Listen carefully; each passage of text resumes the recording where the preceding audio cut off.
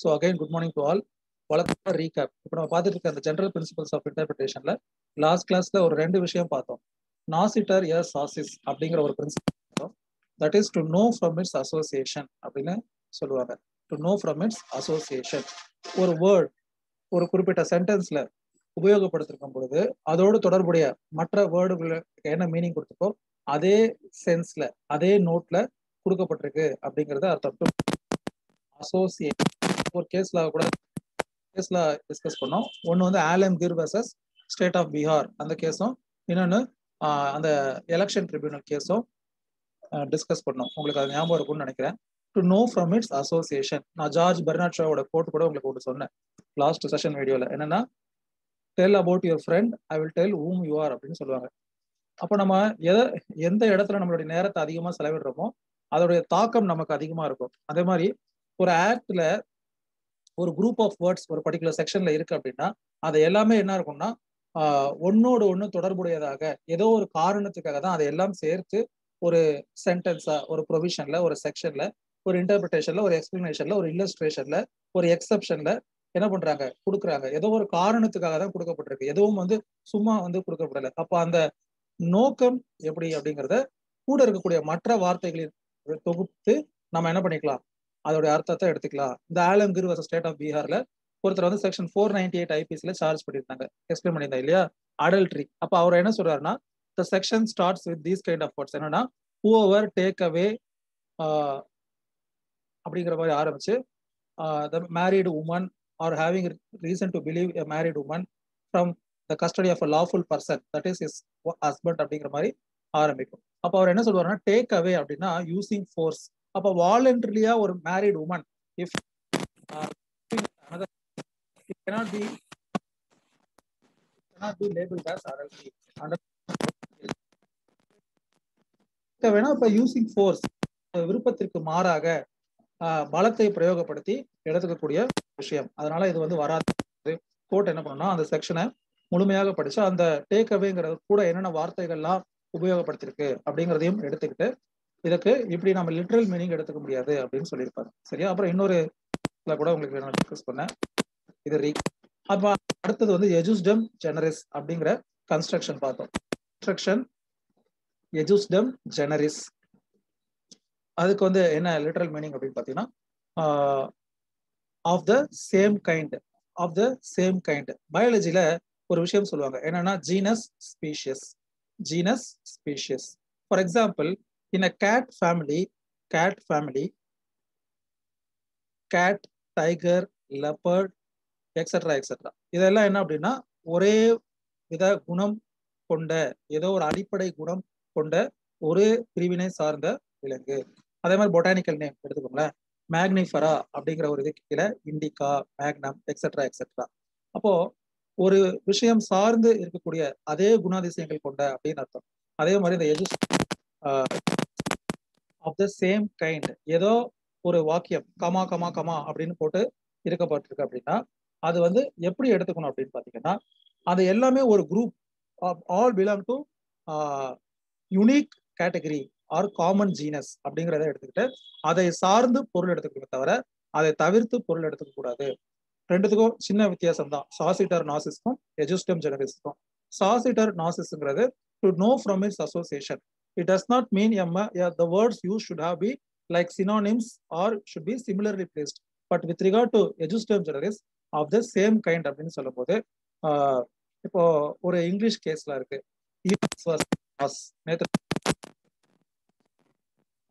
எஜுஸ்டம் ஜெனரிஸ் of the same கைண்ட்ல என்ன அப்படின்னு பாத்தீங்கன்னா evens versus cross, EVANS evens versus cross அப்படிங்கிற ஒரு இங்கிலீஷ் கேஸ்ல என்ன ஆகும்னா எதெல்லாம் டிராஃபிக் வயலேஷன் ஆகும் அப்படின்னு சொல்லும் போது டிராஃபிக் சிக்னல் அந்த டிவைசஸ் இருக்கு இல்லையா, அந்த டிவைசஸை மீறும்படியான செயல்கள் அப்படின்னு சொல்லிட்டு traffic boards, traffic signals, traffic அந்த மாதிரி டிவைசஸ் உடைய இதா என்ன பண்ணிருப்பாங்க கண்டினியூஸா கொடுத்துருப்பாங்க. அப்போ ஒரு ரோடுல அந்த லைன் வரைஞ்சிருப்பாங்க இல்லையா, ஒரு எல்லோ லைன், அதை தாண்டி வரக்கூடாது, தாண்டி நிப்பாட்டக்கூடாது, அந்த எல்லோ லைனுக்கு முன்னாடி நிப்பாட்டிடணும், இந்த வயலேஷன் இந்த செக்ஷனுக்கு கீழே வருமா அண்ட் லைக் தட் அப்படின்னு கொடுத்துருவாங்க. காமனா ஒரு எல்லா விஷயத்தையும் நம்மளால என்ன பண்ண முடியாது, எக்ஸாஸ்டிவா ஒரு ஆக்டை பாஸ் பண்ண முடியாது. கண்டிப்பா எல்லா விஷயத்தையும் ஃபோர்சி பண்ணி எல்லாமே இன்க்ளூசிவா ஒரு ப்ரொவிஷனை, ஒரு செக்ஷனை, ஒரு ஆக்டை கொடுக்க முடியுமானா முடியாது. Because it is also made by human. To err is human இல்லையா? ஸோ அப்போ இது அந்த இதுக்கு கீழே வருமா அப்படின்னு போது கோர்ட் என்ன பண்ணுதுன்னா, அங்க இருக்கக்கூடிய மற்ற விஷயங்கள் எல்லாமே பிசிக்கல் டிவைசஸை மீன் பண்ணுது. But various a line drawn in the road is not a physical device. அதனால இந்த இதுக்கு கீழே வராது அப்படின்னு சொல்றாங்க. நான் உங்களுக்கு கான்ஸ்டிடியூஷன்ல கூட சொன்னேன். ஆர்டிகல் 15ல no person shall be discriminated based on race, caste, sex, place of birth அப்படிங்கிற மாதிரி and any of them அப்படிங்கிற போது அதோடு தொடர்புடைய அப்படிங்கிற ஒரு விஷயம் வரும். சரியா? அப்போ அதை டைரக்டா அதை டச் பண்ணனா கூட இன்டைரக்டா அதை டச் பண்ற மாதிரி ஏதோ ஒரு சப்ஜெக்ட் மேட்டர் இருக்கு ஒரு டிஸ்பியூட்ல அப்படின்னா கோர்ட் என்ன பண்ணணும், இந்த பிரின்சிபல் அப்ளை பண்ணி what are the thing that the legislature intended, இந்த சட்டம் இயற்றுவதற்காக இல்ல இந்த பர்டிகுலர் ப்ரொவிஷனை எதற்காக இப்படி இந்த மாதிரி ஒரு வேர்ட்ஸை போட்டிருக்காங்க, அப்ப அதுக்கு எப்படி எடுத்துக்கிட்டா என்ன மாதிரி அப்ளை பண்ண முடியும் அப்படிங்கறத பார்த்து அதுக்கு ஏற்ற மாதிரி இன்டர்பிரட் பண்ணும். சரியா? அப்புறம் இன்னொரு கேஸ் கூட சொன்னேன், Harishankar versus state of UP electricity board அப்படின்னு சொல்லிட்டு இந்த கேஸ்ல தான் அந்த எஜுஸ்டம் ஜெனரிஸ் ஆஃப் த சேம் கைண்டுக்கு ஒரு எக்ஸ்பிளனேஷன் கொடுத்துருப்பாங்க. ஒரு 5 கிரைட்டீரியா இருந்தால் தான் இந்த பிரின்சிபலை அப்ளை பண்ண முடியும். எல்லா ஜெனரல் பிரின்சிபல் ஆஃப் இன்டர்பிரிட்டேஷனுமே ஒரு காமன் விஷயம் என்னன்னு பாத்தீங்கன்னா, தேவை அங்க என்ன இருக்கோ அதுக்கு ஏற்ற மாதிரி தான் அதை இன்டர்பிரட் பண்ண முடியும். எனக்கு அது தெரியும் இல்ல இது வந்து ரொம்ப என்ன சொல்றது என்னுடைய சிந்தனை ஆற்றலை வெளிப்படுத்துற வகையில் இருக்கு, அதனால நான் இந்த மாதிரி இன்டர்பிரட் பண்றேன்னா கிடையாது. அப்போ ஒரு இன்டர்பிரிட்டேஷன் அப்ளை பண்றதுக்கான ஃபேக்டர்ஸ் அந்த பர்டிகுலர் கேஸ்ல அந்த பர்டிகுலர் ஃபேக்ட்ஸ்ல இருக்கணும். அப்படி இல்லாத பட்சத்துல நம்ம என்ன பண்ண முடியாது, நம்ம விம்ஸ் அண்ட் ஃபேன்சில டு மை ஓன் விஷ் எனக்கு இதை பிடிக்கும் ஸோ இந்த இன்டர்பிரிட்டேஷன் எடுத்துக்கிறேன், இந்த இன்டர்பிரிட்டேஷன் தான் இப்போ நல்லா ஃபேன்சியா இருக்கு அப்படி எடுத்துக்கிறேன் அப்படின்னு எடுத்துக்க முடியாது. சரியா? ஸோ இது வந்து நம்ம லாஸ்டா பார்த்ததோடைய ரீகேப். அதுலேயே பாதி கிளாஸ் முடிஞ்சிருச்சு. இன்னைக்கு நம்ம பார்க்கக்கூடியது பார்த்தீங்கன்னா 10th டைப் கன்ஸ்ட்ரக்ஷன். நான் டைப் பண்றேன், கவனிங்க. ஸோ எல்லா ஜெனரல் பிரின்சிபல்ஸ் ஆஃப் இன்டர்பிரிட்டேஷனோட அடிப்படை நோக்கம் என்னன்னா to give effect to the will of legislature. அந்த சட்டம் இயற்றப்பட்டதற்கான நோக்கத்தை நிறைவேற்றுவதற்கான வழிவகைகளை ஏற்படுத்தி கொடுக்குவது, இல்ல அதை சுலபமாக்குவது, அவ்வளவுதானே தவிர மற்றபடி எந்த ஒரு விஷயமும் கிடையாது. இது என்ன கிடையாது, நான் ஏற்கனவே சொன்ன மாதிரி அணிகள் கிடையாது. அணிகள் அப்படின்னு சொன்னா அது ஒருத்தரோட திறமையை குறிக்கும். தற்குறிப்பேற்ற அணி, வஞ்ச புகழ்ச்சி அணி அப்படி அப்படின்னு, இதெல்லாம் அணிகள் கிடையாது. இதெல்லாம் அவசியமான ஒரு விஷயங்கள். அந்த அவசியம் என்கிறது எப்ப தேவைப்படும்னா அதற்கான சூழ்நிலை உருவாகும் பொழுது தேவைப்படும். சரியா? இப்ப நம்ம பார்க்கக்கூடிய principle, general principle of interpretation number 10 construction எக்ஸ்பிரஷியோ. பேரை வச்சு நீங்க கண்டுபிடிச்சிருவீங்கன்னு நினைக்கிறேன். எக்ஸ்பிரஷியோ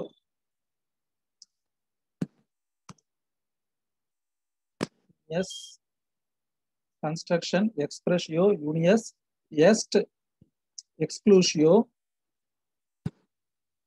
என்ன சார் ஏதோ சான்ஸ்கிரிட்ல மந்திரம் சொல்ற மாதிரி இருக்கு அப்படின்றீங்களா? நம்மளுடைய லீகல் இது எல்லாமே பாத்தீங்கன்னா நிறைய ரோமன், லாட்டின் அதோடைய ஆரிஜின்ல இருந்து வந்ததுதான் இந்த லீகல் சிஸ்டம், நிறைய விஷயங்கள். ஸோ அதனால நம்ம அதுல இருக்கக்கூடிய வாக்கியங்களை எடுத்துக்கணும். அதுக்காக இதை அப்படியே நாம ஞாபகம் வச்சுக்கணுங்கிற அவசியம் கிடையாது. இதை பத்தின பேர் தெரியலனா கூட அதோடைய சாரஹம்சம் என்ன சொல்ல வருது, what this construction is about, அதோட அந்த இங்கிலீஷ் லிட்டரல் மீனிங் தெரிஞ்சா கூட ஓகே.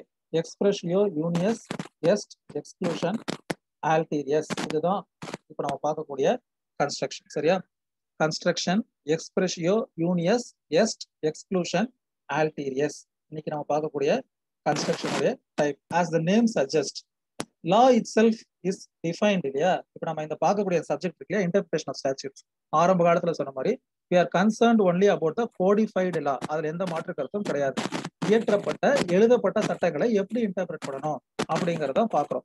அப்போ ஒரு விஷயம் இதுதான் சட்டம், இதுக்கு கீழே தான் ஒருத்தருக்கு தண்டனை வழங்கப்படுது, இந்த ப்ரொசீஜர் தான் ஃபாலோ பண்ணணும் அந்த தண்டனை வழங்கத்துல, இதுக்கு கீழே தான் ஒருத்தருக்கு ஒரு ரைட் வருது, இதுக்கு கீழே தான் ஒரு லயபிலிட்டி வருது அப்படிங்கிற போது it is expressed whether it is good or not. So it is expressed whether it is good or not, or whether it is exhaustive or whether it is incomplete. Those things are secondary. ஒரு சட்டம் என்ன பண்ணப்பட்டிருக்கு, வழங்கப்பட்டிருக்கு, தொகுத்து வழங்கப்பட்டிருக்கு. ஒரு புக்கா, ஒரு பேர் ஆக்டா, ஒரு ஆக்டா வழங்கப்பட்டிருக்கு, நடைமுறையில் வந்துருச்சு. அது சரியா தவறா, அதுல எல்லாமே இன்க்ளூட் பண்ணிருக்காங்களா, இல்ல ஏதாவது ஒமிஷன் இருக்கா, whether it is a good law or bad law, those things are secondary. But what is their primary அப்படின்னு பார்த்தீங்கன்னா there exist some kind of law. அப்போ ஒரு பர்டிகுலர் ஒரு ஒரு ஹைப்போதெட்டிக்கலோ இல்லை ஒரு ப்ராப்ளம் வருது, அதை சால்வ் பண்ணணும். அப்போ அங்கே என்ன இருக்கோ அதை வச்சு தான் நம்ம இன்டர்பிரட் பண்ண முடியுமே தவிர we cannot substitute our own words இல்லையா? அதுதான் வந்து அப்போ ஒரு வார்த்தை என்ன பண்றாங்க, சேர்க்க மறந்துடுறாங்க இல்ல சேர்க்காமல் விட்டு விடுகிறார்கள். அப்போ அது வேணுமென்றே விடப்பட்டதா இல்ல மறதியால் விடப்பட்டதா, நம்ம வந்து ஒரு இன்டர்பிரேஷன்ல இதை எடுத்துக்கலாமா? இது வந்து இந்த மாதிரி ஃபார் எக்ஸாம்பிள் ஒரு ஸ்போர்ட்ஸ் கோட்டால கவர்மெண்ட் வந்து அப்ளிகேஷன் கால் ஃபார் பண்றாங்க. ஸ்போர்ட்ஸ்னா என்ன அப்படின்னு சொல்லிட்டு ஒரு வேர்டு ஆரம்பிக்குது, ரெகக்னைஸ்டு ஸ்போர்ட்ஸ் இன் இந்தியா அப்படின்னு போட்டு என்ன பண்றாங்க, இன்க்ளூடிங் அப்படிங்கிற ஒரு வேர்டை போடுறாங்க, இல்லைன்னா லைக் அப்படின்னு ஒரு வேர்டை போடுறாங்க. என்ன அப்படின்னு பாத்தீங்கன்னா இன்க்ளூடிங்னு போட்டா இன்னும் தெளிவா தெரிஞ்சுக்குது, இட் இஸ் ஒன்லி இன்க்ளூசிவ். அப்போ அந்த ஸ்போர்ட்ஸ் கோட்டால ஃபார் எக்ஸாம்பிள் இண்டிவிஜுவல் கேம்ஸுக்கு மட்டும் தான் எடுக்க போறாங்க, பிகாஸ் அதுல தான் அடிக்குவேட் ரெப்ரஸன்டேஷன் இல்லை. அப்போ என்ன பண்றாங்கன்னா அத்லெட்டிக்ஸ், ஷார்ட் புட், அப்புறமா long jump, high jump, etcetera etcetera, swimming, அந்த மாதிரி ஒரு இண்டிவிஜுவல் டேலண்ட் இருக்கக்கூடிய ஸ்போர்ட்ஸ்ல இருக்கக்கூடிய ஒரு ஸ்போர்ட்ஸ் பர்சனுக்கு ஜாப் கொடுக்க போறாங்க அப்படின்னு சொல்லி நோட்டிபிகேஷன் வருது. இப்போ நீங்க வந்து சேலஞ்ச் பண்றீங்க என்ன அப்படின்னா, இது வந்து நான் எஸ்ட் இன் லா, இது சட்டப்படி சரி கிடையாது.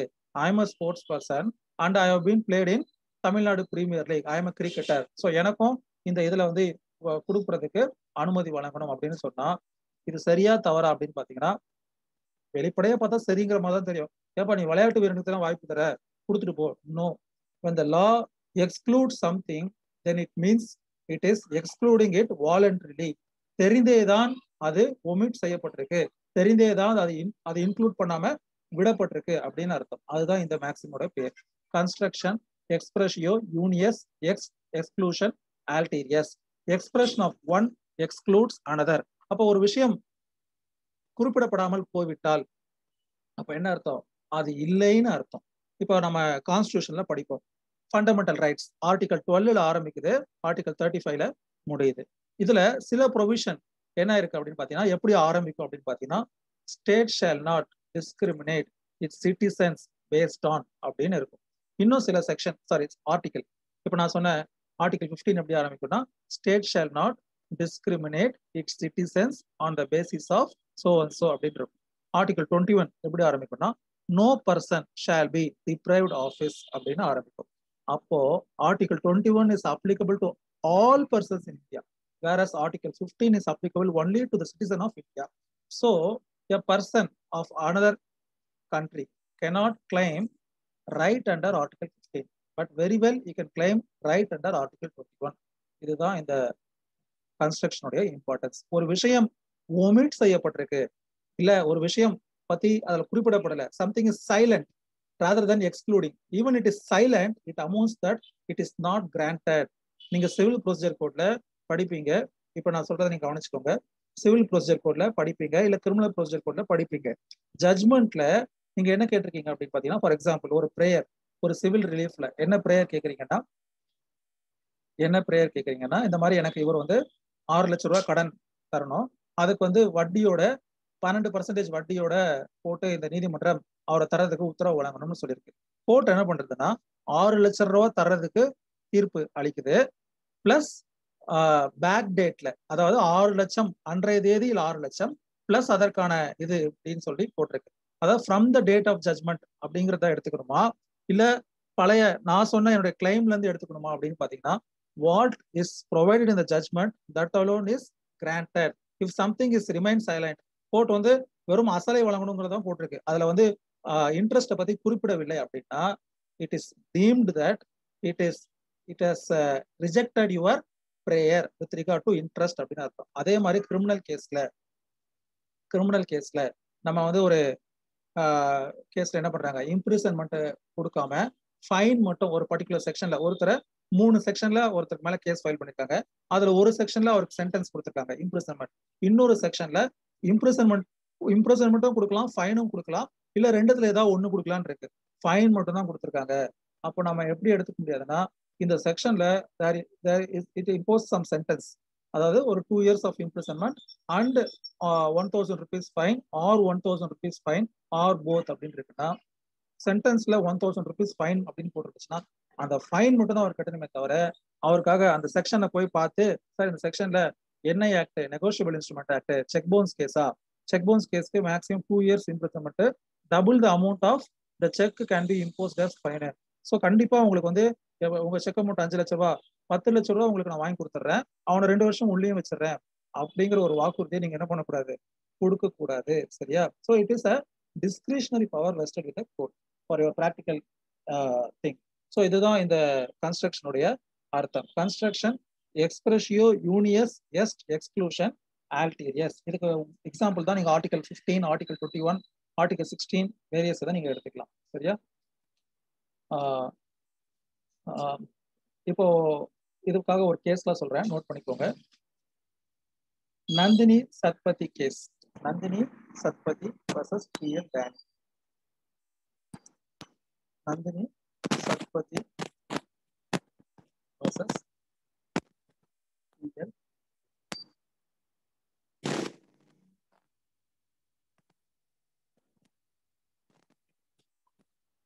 Nandini Satpathy versus P L Danny.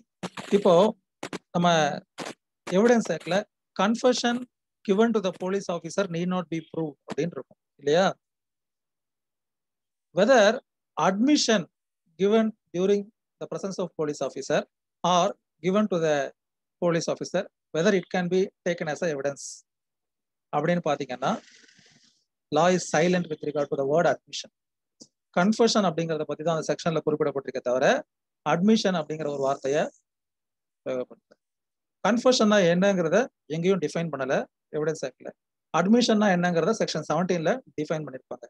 Confession is something accepting a guilt, ஒரு குற்றம் அதுல இருக்கணும், குற்றம் நேரடியாகவோ அது சார்ந்தோ இருக்கணும். அட்மிஷனுங்கிறது அது ஒரு சிவில் நேச்சரா இருக்கும். Admission includes, confession includes admission, but admission need not include confession. So இப்போ இந்த கேஸ்ல இவங்க ஆர்குமெண்ட் என்ன அப்படின்னு பாத்தீங்கன்னா, போலீஸ் வந்து கொராபரேட்டர் எவிடன்ஸா யூஸ் பண்றாங்க. எதை யூஸ் பண்றாங்கன்னா, அவர் கொடுத்த அட்மிஷனை யூஸ் பண்றாங்க. அந்த அட்மிஷன் அப்படிங்கிறதுக்காக சில டாக்குமெண்ட்ஸை இது பண்றாங்க. That is whether this person has involve in this kind of money laundering or involve in this kind of bribe or corruption அப்படிங்கிறதுக்கு சில இதை வந்து தாக்கல் பண்றாங்க. அப்போ அவர் என்ன சொல்றாருன்னா, it amounts to it is forbidden under law under section 25 confession அப்படின்னு சொல்றாரு. பட் ஆனா ப்ராசிக்யூஷனுடைய ஆர்குமெண்ட் என்னன்னா, it is not a confession.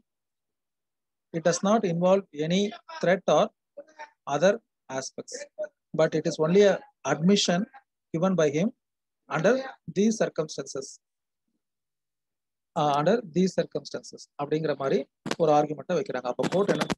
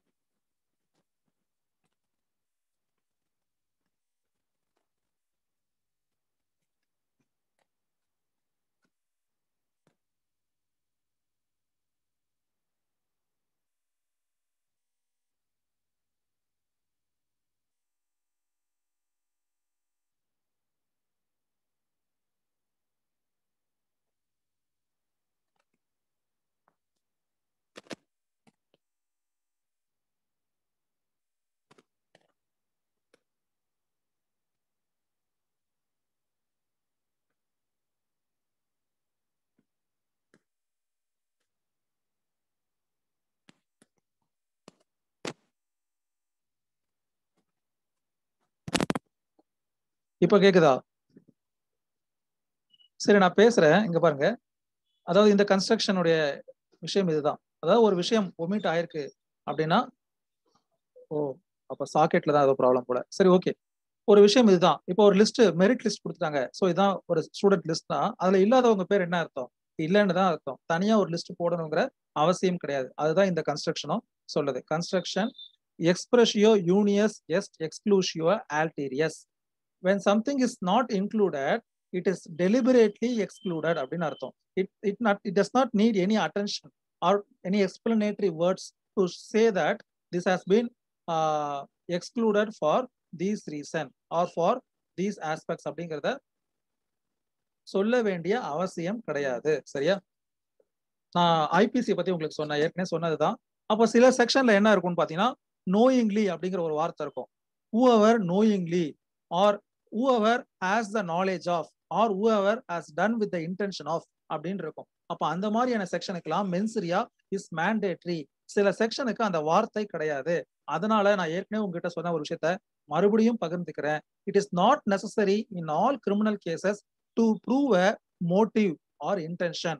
What a person sees in his brain or what is the அவன் கற்பனையில் என்ன ஓடிக்கொண்டிருக்கிறது அப்படிங்கிறத நிரூபிப்பது யாராலும் இயலாத ஒரு விஷயம். And moreover, when the particular section is very silent with regard to motive and intent, and it is very clear with regard to attraction of offense, whether what amounts to offense and what contributes to that particular offense, and whether that has been satisfactorily proved by prosecution, then there is no need to prove the ulterior motive or intent. சரியா? இன்னைக்கு criminal லால உங்களுக்கு இன்னொரு ஒரு வார்த்தை சொல்லித்தரேன். Over tagged அப்படிங்கிற ஒரு வார்த்தை. Overt act, OVERTACT, overt act. அதாவது இப்போ நீங்க கிரிமினல் கோர்ட்ல ஒரு பெயில் அந்த மாதிரியான ஆர்குமெண்ட் ஆர்கியூ பண்ணும்போது one of the criteria to grant a bail அப்படின்னு பாத்தீங்கன்னா ஓவர் டேக்ட். அதாவது ஒரு குற்ற வழக்குல ஒரு 5 பேர் தொடர்புடையவர்களாக இருப்பார்கள். அந்த 5வது நபர் நேரடியாக இல்ல அதோட எந்த வகையிலும் தொடர்பு இல்லாதவராக இருப்பார். அவருடைய செயல்பாடு அப்படின்னு பாத்தீங்கன்னா அந்த அஃபென்ஸ்ல எதுவுமே இருக்காது. So there might not be any overtact attracting the guilty nature of a particular person. அப்போ overtact இல்லைங்கிறத கூட ஒரு காரணமா எடுத்துக்கலாம். Say for example, I am a cab driver. All of a sudden some 3 persons are entering my cab. I don't know whether a person, one of him has been illegally restrained or confined by others. And in the meanwhile of my drive, police have been interrogating my vehicle. அப்போ அவங்க இருந்து 3 பேர் இறக்குறாங்க. அதுல ஒருத்தர் சொல்றாரு இந்த மாதிரி கடத்திட்டு வந்திருக்காரு அப்படின்னு சொல்லிட்டு. Whether I too would have been attracting the same இது அப்படின்னு பாத்தீங்கன்னா there would be no overtact against me. சரியா? சரி, அது ஒரு விஷயம். சரி, லாஸ்டா ஜெனரல் பிரின்சிபல்ஸ் ஆஃப் இன்டர்பிரிட்டேஷன்ல என்ன அப்படின்னு பாத்தீங்கன்னா கடைசி இந்த 11th திங் கன்ஸ்ட்ரக்ஷன். சரி ஓகே, இதை வந்து